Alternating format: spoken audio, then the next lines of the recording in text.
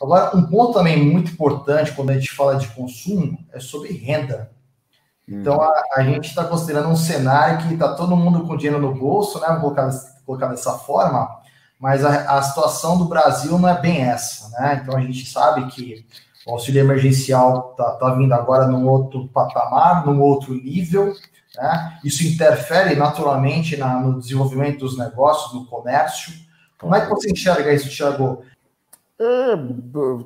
Talvez um dos mais complicados dos últimos 20 anos, tá? Porque a gente vê em curvas, né, historicamente crescentes, por mais que a gente tenha enfrentado algumas crises econômicas ou políticas que derivaram crises econômicas, mas nunca na proporção que a gente está vivenciando hoje. Então, sim, no começo da pandemia, até com os auxílios, nós vivenciamos, né, um crescimento de consumo, mas, verdade seja dita, né, ele é um crescimento de consumo bastante bem posicionado num determinado segmento de mercado, porque, na verdade, eu estou tendo uma troca de riqueza, né? Ao mesmo tempo que eu tenho um crescimento de consumo no varejo, eu tenho uma redução bastante drástica do volume consumido nos restaurantes, né, nos food service, que por mais que as plataformas digitais de serviços e entregas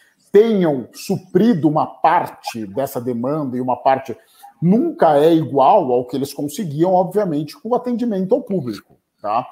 Agora, quando a gente agora vai vivenciar uma nova onda de um auxílio menor, né, e com já uma situação econômica bastante piorada, muito provavelmente a gente vai vivenciar uma crise bastante forte setorial, né, do mercado de food service, né, que já está ocorrendo, mas ao mesmo tempo uma depreciação das curvas de crescimento do consumo de alimento no varejo, naturalmente, até porque não vai só se consumir mais, vai se estocar menos. Tá? Porque uma coisa que foi um comportamento natural, né, das pessoas quando tinham o mínimo de renda sobrando numa situação de restrição, como foi o início da pandemia, era naturalmente uma corrida aos varejos para se estocar, certo? E isso faz com que as curvas naturalmente aumentem, tá? Sem dúvida alguma, Marcelo, a gente vai vivenciar agora um problema bastante sério, tá? Porque o Brasil viveu alguns indicadores de comportamento de consumo, principalmente alimentício, bastante interessantes nas últimas crises econômicas que nós tivemos, mesmo com redução de renda, tá? Então, o que a gente vivenciou? Que em alguns setores, tá? Em alguns segmentos, e eu não vou usar essa minha análise para falar de todos, obviamente, mas em alguns segmentos a gente vivenciou um comportamento muito diferente de consumo alimentar que a gente convivia historicamente, o padrão comportamental do brasileiro quando havia deficiência de renda, né? Então, se a gente for lembrar lá, né, plano cruzeiro, plano cruzado, inflação galopante, overnight, o que acontecia classicamente no Brasil? Se diminuía a renda ou se diminuía o poder de compra da dona de casa, né? A gente não pode esquecer que esse termo não existe mais muito, né, na atual sociedade, né? O que acontecia? Ela transformava o seu comportamento de consumo e principalmente a sua fonte proteica, né?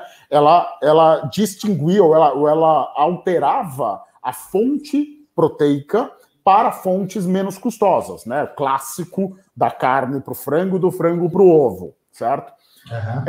Isso a gente não vivenciou nas crises pós-2005, tá? Claro, na base da pirâmide isso continua acontecendo, na base da pirâmide econômica isso continua acontecendo, mas principalmente nas grandes metrópoles e em classes um pouco mais abastadas, a gente viu um comportamento de maior preferência, certo? Por aqueles produtos ou aqueles segmentos de produtos que naturalmente eram quase uma conquista, né, do crescimento de renda obtido nos outros anos, e eles procuraram manter, eles procuraram proteger essa conquista, mesmo em detrimento à diminuição da cesta como um todo, tá? Certo.